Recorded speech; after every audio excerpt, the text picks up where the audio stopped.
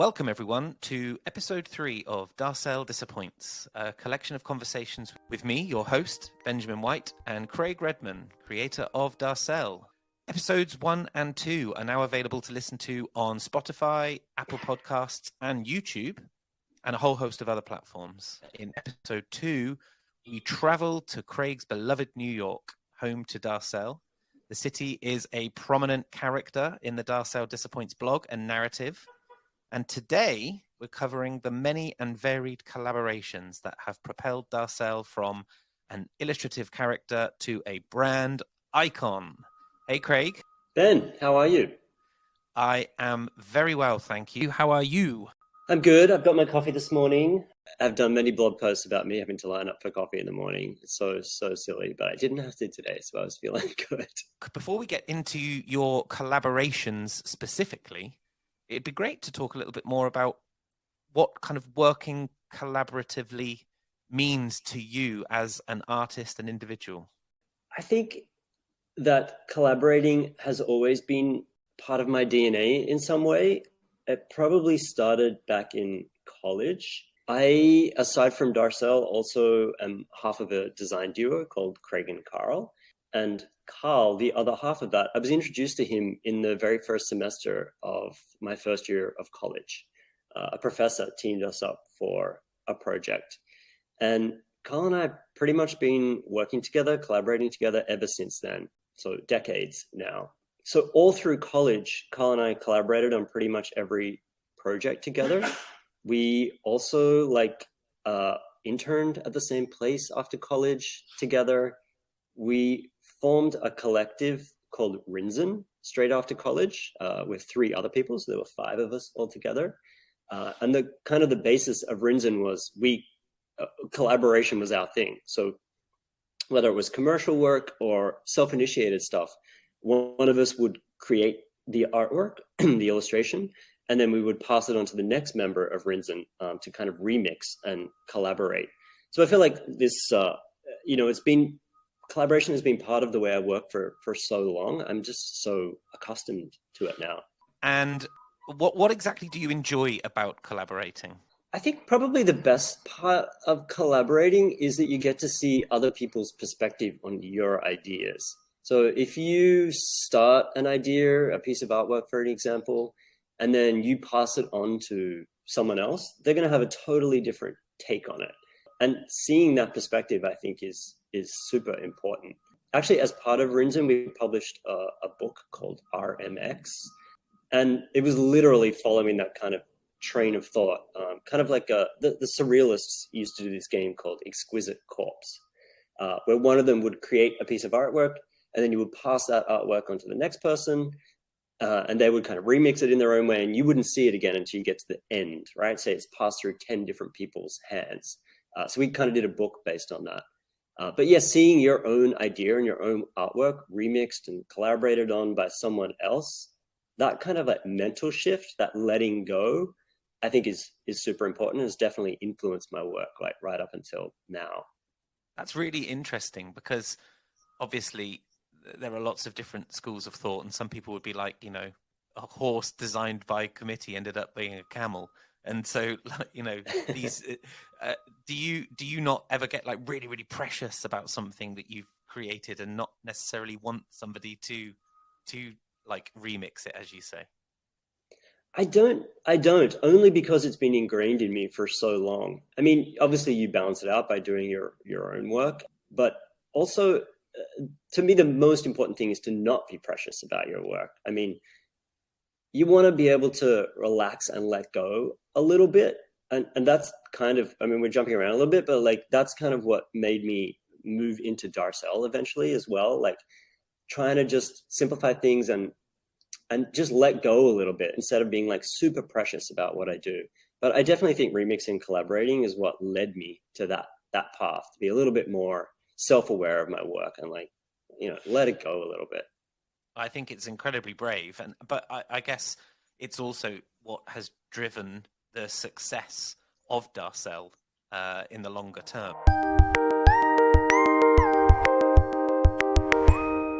So, like, how did you begin collaborating with Darcel? I mean, ironically, when I first created Darcel, it was my way of like getting away from collaborating because I'd been part of Rinzen for, I don't know, around 10 years or something. I was like, okay, Darcel is going to be my own thing after I've moved to New York, my own ideas. But because this kind of idea of collaboration has been ingrained in me, one of the very first things I did after I'd been doing Darcel for a couple of months was like I started reaching out to other artists and to other designers who I really respected. And I said, would you be interested? Here's this blog I'm doing. Would you be interested in like remixing or collaborating with me on this character and kind of recreating Darcel in your own style? So immediately I kind of started inviting other people into Darcel's world because I was super curious to see what like other people's take on him would be, right? Like I got my idea, but like how does this person I love think about Darcel? How would they recreate him? So like people, I also reached out to people I never thought I'd be able to talk to, right? People like Para or Kevin Lyons, who are icons in my world. You know, it's kind of an opportunity for me to reach out to them and to say hi and to also see if like I could work with them. It's a total dream. Wow. And so how were they created? Are they still viewable, the kind of the takes on Darcel? They are. They're on darceldisappoints.com. They're probably buried in there a little bit. Maybe I did like 20 altogether with different artists and designers and illustrators. But yep, they're up there. There wasn't really a brief or anything. I was like, just go ahead and, you know, bring Darcel into your world. Let's see what your take on him is. And some very curious and peculiar things came out from the artists. So it's cool. I bet they did. That's really interesting.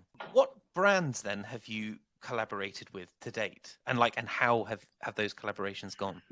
I think once I had been collaborating with other artists with Darcel, then brands saw that they could also collaborate with me. I think like showing, you know, like evidence that I work nicely with other people, right? It makes brands more comfortable in working with you. So the trajectory was like working with other artists and then eventually moving that idea into working with other people and other brands. But with both Craig and Carl and Darcel, like a lot of what I do, practically all of what I do is collaborations. You know, I've done like a couple of collaborations with Adidas. I've done an IKEA collection, Warby Parker. We collaborated with Despicable Me when it came out. So we did like a Minions collection. I've done a Sephora makeup line. Just a really interesting, diverse collection of collaborations, and you kind of just bring in like the core elements of what you do into their world. I really think it's a really interesting way of working because especially when you collaborate with a brand, it's not like you're a work for hire. You know, you're not an anonymous person. It's essentially brands putting your name on their product, and it kind of shifts the tone a little bit. I think I like that a lot. And is that always in like a limited edition kind of case? So like as an example, the Adidas things that you did, what products specifically did you create with Adidas? Yeah, it's always limited edition. Generally, if I'm going to speak frankly about brands, generally what you're hired to do is to do one collection for one season. The brand is using you as like PR, right? So I get to redesign, say, a collection for Adidas, and it becomes their 2021 Adidas Originals collection, right? Adidas Originals collection. Yeah. In that instance, I did shoes, I did T-shirts, shorts, a special edition rug. There was a few things rolled into it. It's really fun. I love being able to go into brands like iconic products and be able to mess with them a little bit. My favorite thing ever was like when I did my IKEA collection, being allowed to like remix that classic IKEA bag, the blue bag, right? I was like, 100%. This is perfect. This is exactly what I kind of wait my whole career to do. Craig, I lived out of IKEA blue bags for a time. Like, I still do. I didn't have a wardrobe and stuff when I was at uni. I just used to, all my clothes were kept in IKEA blue bags. It's so iconic. So like to get your hands on something like that must have been such a rush. I love that mostly that it is next to nothing. You know, it's a couple of bucks, but you can turn it into, a signature design piece, right? It already is through IKEA's kind of legacy, I suppose. And to be able to put your own stamp on that kind of elevates it a little bit higher. And because of the price point, it's really accessible to pretty much anyone. I love that. I saw that there was something with Black Eyed Peas as well. So that's kind of like, I guess, moving away from a product specifically. What happened there? Yes, we collaborated with Will I Am on creating some artwork for a single release. So I think it's cool that maybe within the world that I operate in, my kind of collaborations are not limited to like just fashion as an example. Like you can work within different industries. You can do a car, you can do music, makeup, movies. Like you can move across all these different industries, and that's what gets me excited about it. You don't just get stuck on doing one thing. Fantastic. I know we've just touched on the IKEA bag, but has there been a collaboration that has really defined Darcel? Well, I know I talk about this endlessly, but like definitely the collaboration with Colette and Sarah Andelman, who's the owner of Colette, that is really what pushed Darcel beyond just a small time operation into being something that was known more universally, I guess. And the beautiful thing about collaborating with Colette is that the relationship has gone on for 10 plus years now.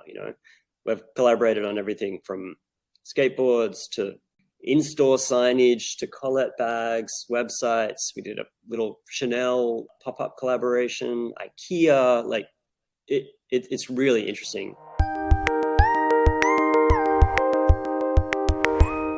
I'm curious, is there a archive of Darcel collab products? Have you got like a storeroom somewhere which has got one of everything? You better believe it. Absolutely. I knew you would. I knew you would. So what's your favorite product? Apart from the IKEA bag, go grand. I was going to go smaller, actually. Oh, okay. Okay. One of my favorite collaborations, just because it's so absurd, was with Colette. And actually one of the first ones I did with them, they had had a candle in a couple of different scents. And one of the scents was sex. And Sarah was like, do you want to do the sex candle? And I was like, you want Darcel to do the sex scented candle? Which is international sex icon, though, isn't he? The little black egg. Strange. I was like, absolutely, that's the one I got to do. So I kind of like worked on the packaging for it and created these kind of like faux sexy scenes of Darcel. I love the juxtaposition between that kind of like visual innocence of Darcel and the idea of like a scented candle, a sex scented candle being mixed together. So I think that was really cool and really that weird. is amazing. I'm really interested to see the skateboard deck. Like I've not seen it, and I know it was one of the first products that Sarah asked you to collaborate with. And I was like, okay, this is my big opportunity to be able to work with Colette, right? Sarah had asked me to work with her, and I was like, okay, I gotta like, I want to be able to do a fully Darcel thing, but I want to be able to like make a statement as well. Because Darcel really is about the illustration in terms of the blog anyway, the illustration and then the headline, right? So I was like, okay, so it's not just like making a pretty illustration. It's having a say, having an opinion on something. That's what makes Darcel so funny. So I was like, okay, if it's going to be a skateboard, then I'm going to make a statement about rollerblading. So right. I had Darcel holding a pair of rollerblades on half the skateboard, and it just had the word no next to it. And then Darcel holding the skateboard on the other side and saying yes next to it. Awesome. And that was it. Yeah. It's a bit like the Drake meme. Exactly. I just thought it was so funny to be able to be like, taking the piss out of like rollerblading on skateboarding is hilarious. Your collaborations, we've kind of already touched on the fact that they don't have to be physical products, that you can work with kind of movies and makeup and all of these other things. Like you also have a blog and so the ability to tell stories and build a narrative. So you can kind of go beyond product completely and more into kind of like almost, dare I say it, journalism. Yeah, totally. To me, collaborating is not just like product collaborations. It's like that's what most people think of, right, immediately. But really, it's like Darcel X artist, Darcel X brand, Darcel X publication. It can be anything. It's the way that I see it is like bringing other people's high level of expertise into my world and creating different results from that. So yeah, one of the interesting collaborations I did was like covering Fashion Week for Nowness, which was an LVMH owned like fashion blog, maybe it still is. And they asked Darcel to cover New York, London, Milan, and Paris fashion weeks for a month. Wow. Yeah, it's totally insane. I was like, okay, this is cool because it plays into like Darcel's idea of being a little bit of an outsider, right? Of like peering into this world and having his kind of take on it. So that was really fascinating to be kind of thrown into that world for like that period of time as well, and being able to do like a piece of art every single day and doing like a sarcastic take on what I saw that day as Darcel. That's the best really bit, right? Fun. Yeah, I was just Exactly. going to say, so you were invited along to like a really prestigious event, but you were kind of briefed to take the mick out of it, like to mock it a little bit. And so that must have been so much fun. Do you ever worry that you might like overstep the mark? I couldn't care less. That's the If point. an editor will pull you back if necessary, but so for example, like I went to the Prada show, super prestigious fashion brand, and I was like in a standing room way up the back. I couldn't see anything. All I could see was the back of people's heads. So I was like, all right, I'm just going to do an illustration of that. So the tagline was "My view at Prada," and it was the back of like 6 Darcel's heads. Um, Amazing. yeah, I was like, it's just having fun, right? It's not like taking down Prada or anything. No. And the Nanas loved it, right? It's just a fun take on stuff.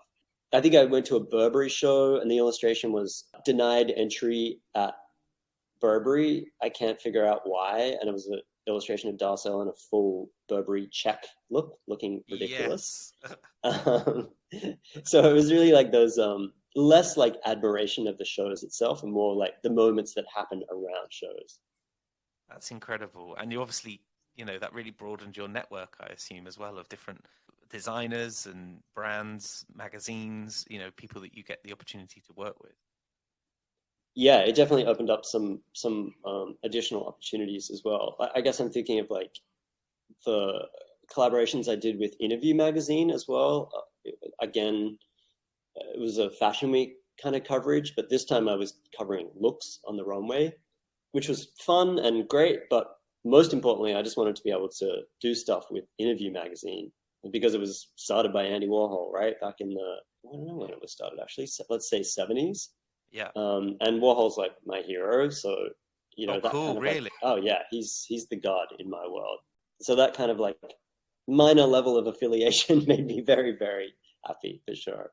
Amazing. And you've obviously, you've said that whole thing as well, being exposed to those kind of situations and places and people and brands, it then gives you the leverage, I guess, to go and approach other people and be like, I covered Fashion Week in Milan and in Paris and in New York, so let's do something together. And it's going to give them that confidence, right? Yeah, exactly. I mean, it's experience, right? Like people trust experience. You want brands and other artists to trust what you do. So those kind of things, build trust, and that's the most important thing, I think.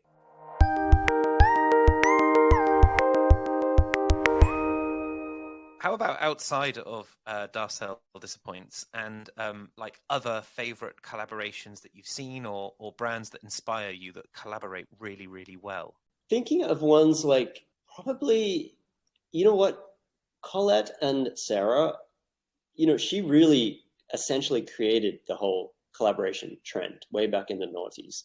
Like in terms of like fashion brands collaborating with artists, it just really wasn't happening until she started bringing in this mix of high and low together. So she really is the OG of making this kind of stuff happen. So if I think in terms of like the fashion world, definitely the kind of stuff, the collaborations that Colette have done.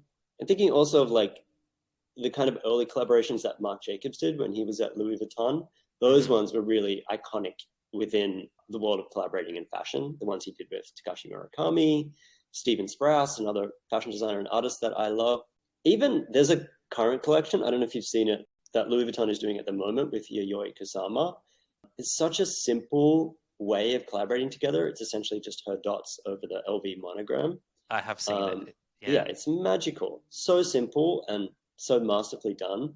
It's really, really beautiful. It is beautiful. I agree. I've seen it. And I think it's really interesting you say that kind of Sarah kick-started that whole piece. Like, if you think about now, you can't go a 2-3 month window without one of the real kind of like couture brands coming out with some kind of really interesting collaboration. And now really looking more broadly, like Gucci in the last 6 months has collaborated with Adidas and also recently with Palace. And that collaboration is fantastic, like really, really kind of pushing boundaries and taking classic brands that, you know, we all know what Gucci are kind of famous for over history, and to be able to kind of like bring in a British streetwear vibe and create all kinds of weird and wonderful products. I just think it's what makes collaborating so exciting. Exactly. You want two distinct voices to come together to create something new. That's the joy of collaboration. Gucci, a luxury brand, mixed with Adidas, or Palace, let's say, a more streetwear brand. Like those two voices coming together is what makes collaborating cool. Absolutely. I'm thinking also like of all the collaborations that like Virgil Abloh did as an example. Like the one that I liked the most was the one he did with a furniture brand, Vitra. I thought bringing his like kind of perspective into something that's not fashion necessarily, that's like into like objects, again, but mixing those two ideas together to create something totally new, I thought that was really, really cool. Very clever. Yeah, to really change up your kind of whole industry. It's really interesting. Exactly. What are your future aspirations for Darcel when it comes to collaborating? I'm really interested in collaborating with not just brands, though I love doing that and will continue to do that.